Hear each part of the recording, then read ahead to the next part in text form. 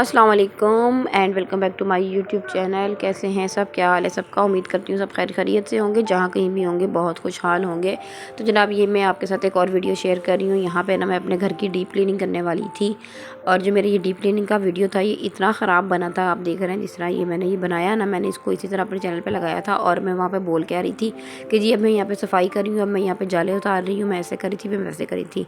अच्छा, वो वीडियोस देखी जाती हैं एक तो जो खूबसूरती से बनी हो, लाइक अगर मैं यही सफाई करने के लिए मेरे पास स्टैंड नहीं, मेरे पास कोई चीज़ नहीं, बट मैं इस मोबाइल को पीछे रख सकती थी, किसी टेबल के साथ रखती थी, किसी किताब के ऊपर रख सकती थी, कहीं भी रख सकती थी।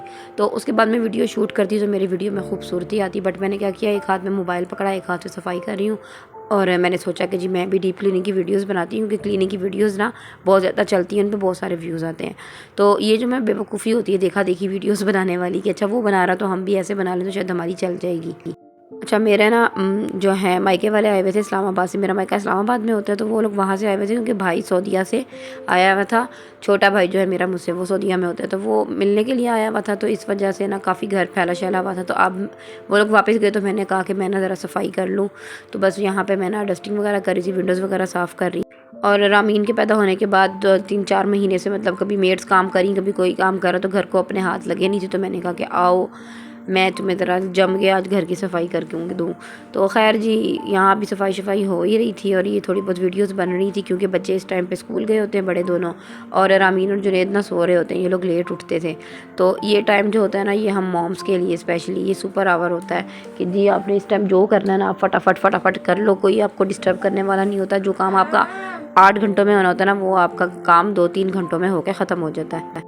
मैंने ना बहुत सारे यूट्यूबर्स के वीडियो देखे हैं, इंक्लूडिंग मी, मैं भी ऐसी करती थी। इस तरह मैं यहाँ पे आटा गूंद रही हूँ, तो मैंने इतना आटा लिया, इसमें मैंने इतना पानी लिया, ये किया वो किया, इस तरह की बातें करते हुए आटा गूंदा। अच्छा, जो इस तरह की चीज़ होती है ना, ये तो ऑब्वियस सी बात है कि हमें नज़र आ रहा है कि आटा गूंदा जा रहा है, और आटा कैसे गूंदा जा रहा है और हम क्या क्या ले रहे हैं, तो वो लोग इस चीज़ में इतना इंटरेस्टेड नहीं होते। इंस्टेड ऑफ दिस जो लोग ये टॉपिक डाल रहे होते हैं ना, कोई भी नीचे वीडियो चल रही है उसके ऊपर एक मखसूस बात पे बात कर रहे हैं, या कुछ इस तरह की बात जो कि सुनने वालों को अच्छी भी लगे, जिनका ध्यान भी बटे, तो वो इस तरह के वीडियोस ज़्यादा चलते हैं। तो अब जो मैंने फिर उसके बाद वीडियोस बनाना शुरू किए ना अक्ल आने के बाद, तो उसमें फिर मैं इसी तरह वॉइस ओवर किया करती थी, कि मैं मतलब ये नहीं बताया करती थी कि मैं ये कर रही हूँ, मैं वो कर रही हूँ। तो मेरे वो वाले वीडियोस पे फिर व्यूज़ ज़्यादा आते थे, बट फिर मेरे साथ वही मसला था कि मेरे चैनल की नीश एक नहीं थी। नीश का मतलब होता है कि एक टॉपिक, जिस टॉपिक पे आप वीडियो बना रहे हैं ना, बस उसी पे आपने वीडियो बनानी होती है, क्योंकि जो लोग आपकी वीडियो पसंद करते हैं फिर वो लोग देखते हुए चल रहे होते हैं। फिर आप किसी और टॉपिक की वीडियो डाल देते हैं, तो फिर वो लोग जो है डिस्ट्रैक्ट हो जाते हैं, फिर वो आपका चैनल दोबारा खोलते नहीं हैं। तो बस मैंने आटा वगैरह गूंद के रखा, और मैंने ढेर सारा आटा इसलिए गूंदा क्योंकि मामा लोग ना फिर से वापस आ रहे हैं इस्लामाबाद, क्योंकि जाने से पहले भाई एक दफ़ा फिर बच्चों को मिलेंगे। क्योंकि पहले तो वो साइबर में जब होते थे तो हम लाहौर एयरपोर्ट पर छोड़ने जाते थे, बट अब वो इस्लामाबाद एयरपोर्ट से जाएंगे तो हम उनको सी ऑफ करने नहीं जाते, तो इस वजह से वो हमें मिलने आ रहे थे। तो बस मैंने सोचा कि ना अब मैंने जब काम शुरू किया है तो मैं इसको एक दफ़ा एंड कर लूँ। तो मैं यहाँ पे ना अपना स्टोव साफ़ करी थी, और मुझे लास्ट वीक से पूरे एक से बुखार चढ़ा हुआ था, तबीयत काफ़ी मेरी डाउन थी। तो बस मेरी सास और नंद वगैरह वो हेल्प करने के लिए आई हुई थी, तो वो ही बच्चों को खाना शाना दे रही थी और कर रही थी।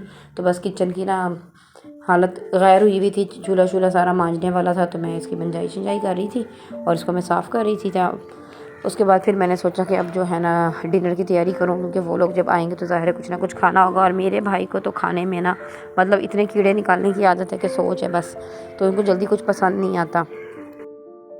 आपको यहाँ पे मेरा काउंटर टॉप बिल्कुल खाली नज़र आ रहा होगा, तो बस मुझे ना काउंटर टॉप्स बिल्कुल खाली पसंद है। मैं कहती हूँ कि सारा सामान ना कैबिनेट्स के अंदर होगा। जब हमने ये वाला घर लिया था ना, इसमें कैबिनेट्स नहीं बने हुए थे, तो ये घर मैंने रेंट पे लिया था, क्योंकि जो हमारा अपना घर था वो हमने सेल करके तो हम यहाँ शिफ्ट हुए थे।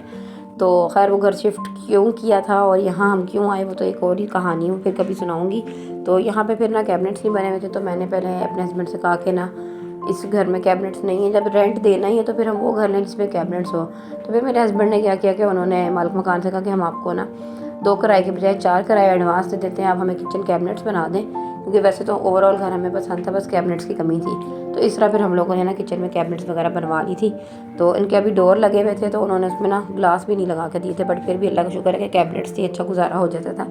तो इंशाल्लाह मैं किसी दिन डिटेल में जब वीडियो बनाऊँगी किचन में, उसमें आपको नज़र आएगा कि कैबिनेट्स कैसे बने हुए थे। तो उसके बाद जनाब मैंने मशीन में कपड़ों का लॉट डाला, जो कि मेरी शुरू की रूटीन है कि डेली का एक लॉट मैं मशीन में ज़रूर डालती हूँ, क्योंकि मेरे पास ऑटोमेटिक मशीन है। ऑटोमेटिक मशीन नहीं होती थी तब मैं क्या करती थी, फिर मैंने ये सारे कपड़े जमा किए होते थे और फिर मैं एक दिन पूरा सुबह से लेकर रात तक बैठ के कपड़े धो रही होती थी।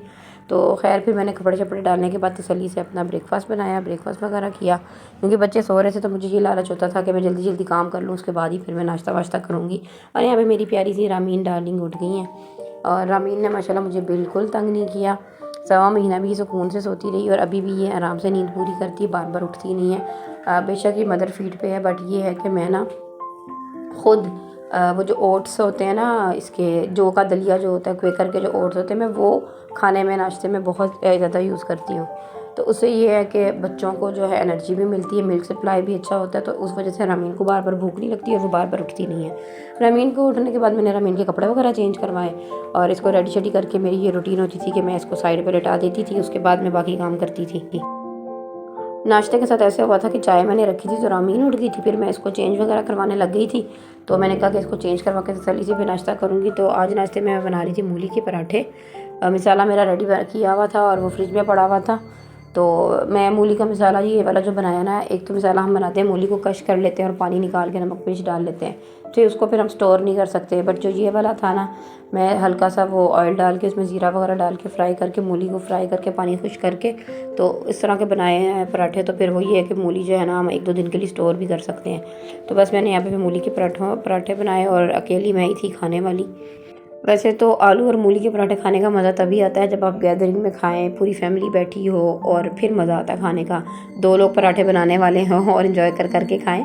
बट यहाँ मैं अकेली थी, क्योंकि जुनैद को तो पराठा और ये मूली के पराठे वो नहीं खाता, मेरे बाकी बच्चे भी नहीं खाते, मेरे हस्बैंड को भी नहीं पसंद। हाँ, मेरी नंद को शौक़ है और मेरी सास को, जब वो आती हैं तो फिर हम लोग मिलके बना लेते हैं। तो परसों जो हमने बनाए थे सारों ने मिलके खाए थे। तो अभी जो बाकी मसाला था वो आज एक ही पराठे का था जो कि मैं बना रही थी। और ये जो पराठे मैं बनाती हूँ ना, मैं इस तरह बनाती हूँ कि मैं इसमें मसाला फिल करने के बाद ना, कुछ लोग साइड से ऐसे ही इसको बेल लेते हैं, मैं इसको यूँ सील कर देती हूँ। इससे ये होता है कि फिर आपका ना जितनी मर्ज़ी फिलिंग आपकी बाहर नहीं आती है।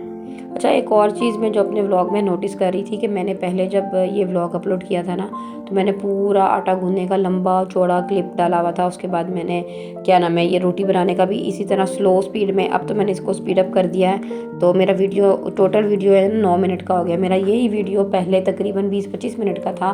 तो जब आपका इतना लंबा वीडियो होता है तो कोई उसको वॉच नहीं करता, क्योंकि ना तो हम कोई सेलिब्रिटी है, ना कोई हम पॉपुलर हस्ती हैं कि कोई हमारा वीडियो शौक से देखेगा।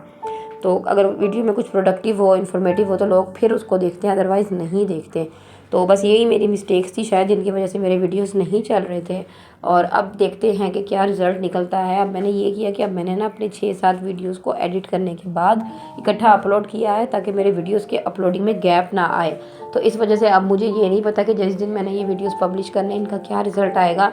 तो इंशाल्लाह जो मेरे रेगुलर सब्सक्राइबर्स बनते जाएंगे उनको मैं बताऊंगी कि क्या मुझे इसका रिज़ल्ट मिला है, कितने मेरे व्यूज़ आ रहे हैं और क्या सिस्टम है। तो अगर आप लोग भी चैनल पर नए हैं तो चैनल को सब्सक्राइब कर दें और जो बेल आइकन लगा तो उसको प्रेस कर दें। उससे होता ही है कि वो जो बेल आपने क्लिक करनी होती है ना, उससे जो भी मैं नया वीडियो अपलोड करूँगी उसकी नोटिफिकेशन आपको मिल जाती है।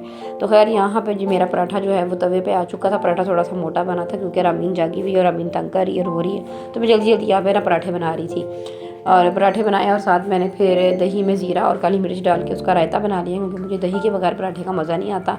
और मैं एक ही टाइम में दही भी साथ खाती हूँ और साथ चाय भी पीती हूँ। और अचार हो तो फिर मैं पराठे के साथ अचार भी खा लेती हूँ। तो जब तक पराठा सेका जा रहा था मैंने यहाँ पे अपना रायता तैयार किया है और फिर मैंने कहा कि मैं पराठा चराठा बना के तसल्ली से नाश्ता करूँ। नाश्ता मैं कहती हूँ सुकून से होना चाहिए इंसान की ज़िंदगी में, क्योंकि सारा दिन तो बिज़ी रहना था, तो खाने के टाइम पे सुकून से खा। तो यहाँ पे मेरा ये रूटीन व्लॉग ख़त्म होता है। उम्मीद करती हूँ आपको मेरी जो न्यू कोशिश है ये पसंद आ रही होगी। कमेंट करके मुझे ज़रूर बताएं। चैनल पर नए हैं तो चैनल को सब्सक्राइब करें, वीडियो को शेयर करें। अल्लाह हाफ़िज़।